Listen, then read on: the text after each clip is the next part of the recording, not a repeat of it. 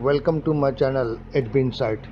In this video, you will get the probable scaffolding interview technical questions and answers in English and Hindi, which will help the candidate who are attending scaffolding supervisor interview. So stay tuned with me till end of the video.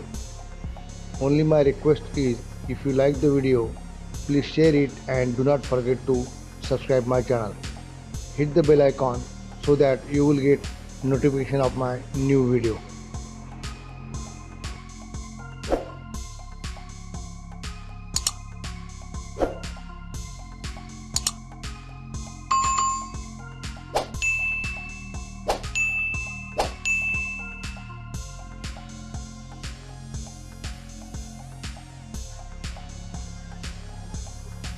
How far you can apply metal scaffolding from unprotected live power lines? Unprotected power लाइनों से आप कितनी दूर metal scaffolding लगा सकते हो? Answer 4 metre as per Indian national guideline. Consult local authority for state regulation. भारतीय राष्ट्रीय दिशा निर्देश के अनुसार 4 मीटर पे आप लगा सकते हैं. राज्य के नियमों के लिए स्थानीय प्राधिकरण से परामर्श करें.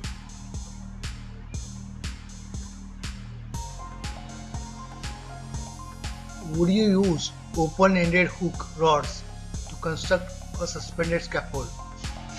क्या आप एक सस्पेंडेड स्कैफोल्ड का निर्माण करने के लिए खुले ओपन एंडेड हुक का उपयोग करेंगे? ऑप्शन है यस और no. Answer is no. What is transoms? Transom क्या है? Transom is a horizontal cross-section load-bearing component which holds the board or decking unit. ट्रांसॉर्म एक हॉरिजॉन्टल क्रॉस सेक्शन लोड असर घटक है जो बोर्ड या डेकिंग यूनिट को होल्ड रखता है.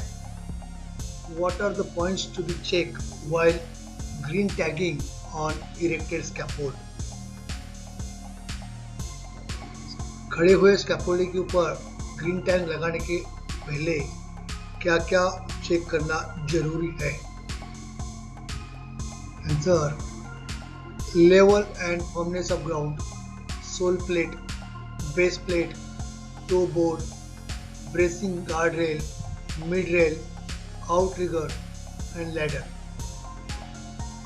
जमीन का स्तर और उसकी दृढ़ मतलब हार्ड सरफेस, सोल प्लेट का कंडीशन, सोल प्लेट लगाया हुआ है कि नहीं, बेस प्लेट लगाया हुआ है कि नहीं, टो बोर्ड लगाए हुए है या नहीं, रेलिंग पे गार्ड रेल लगाया हुआ है या नहीं, मिड रेल लगाया है या नहीं, आउटरिगर लगाया है या नहीं, सीढ़ी बराबर लगाया है कि नहीं, सीढ़ी का एंगल सही है नहीं, ये सब चीज़ देखने की ज़रूरत है. What are the reasons for scaffolding failure?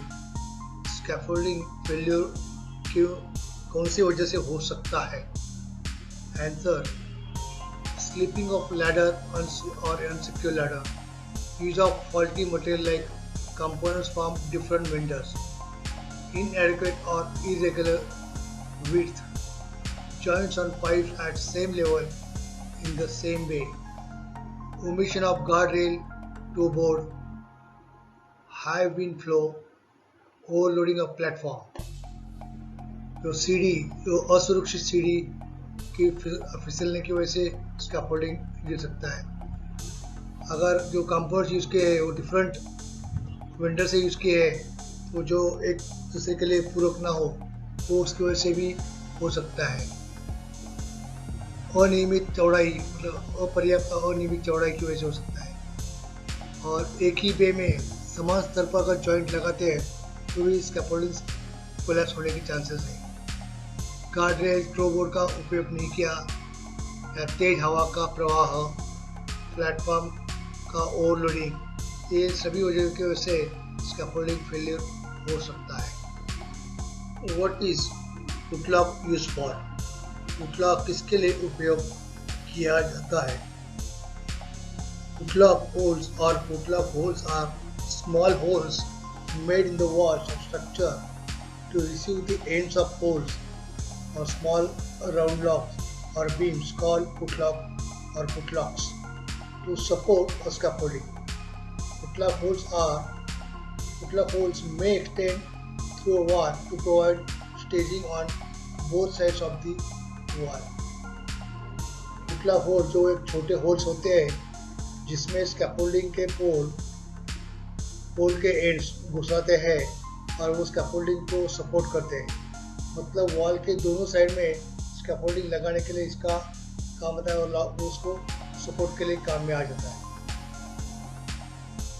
What is footlock coupler? Footlock coupler क्या होता है?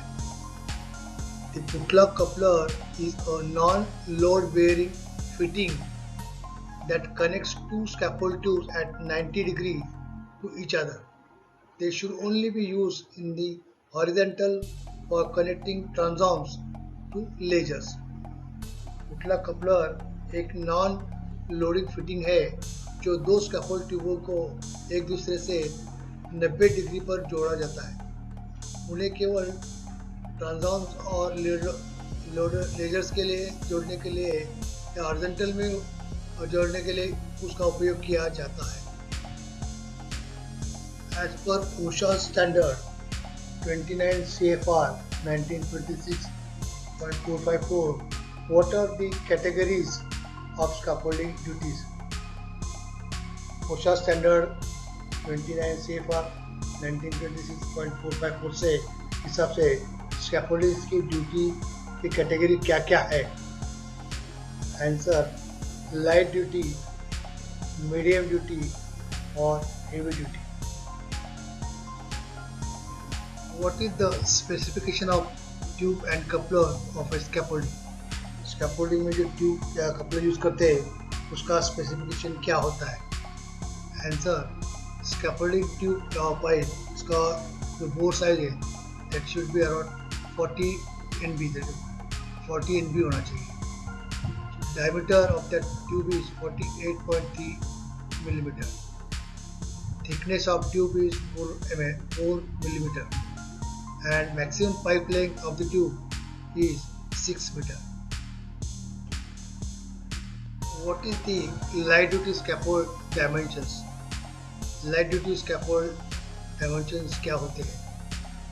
Answer the length of that scaffolding is 3 meter, width is 1.25 meter and height is 2 meter.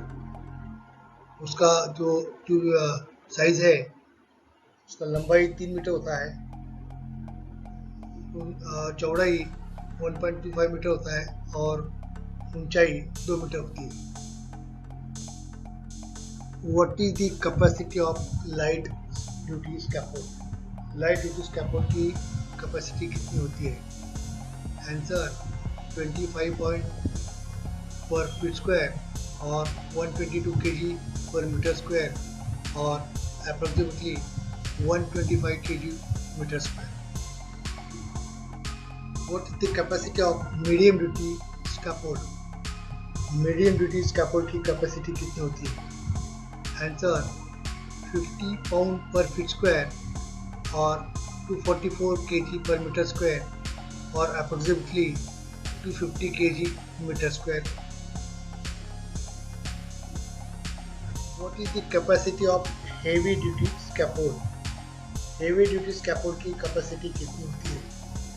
Answer 75 pound per feet square और 366 kg per meter square और approximately 375 kg meter square.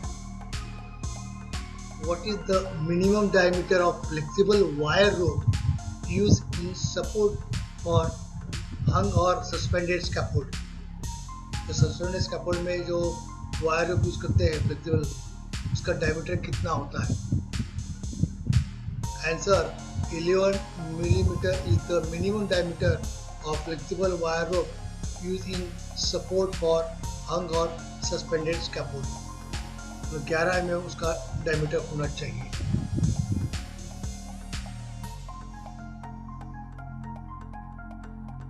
What is the minimum working load limit or beam clamps, trolley and shackles used to support hung or suspended scaffold.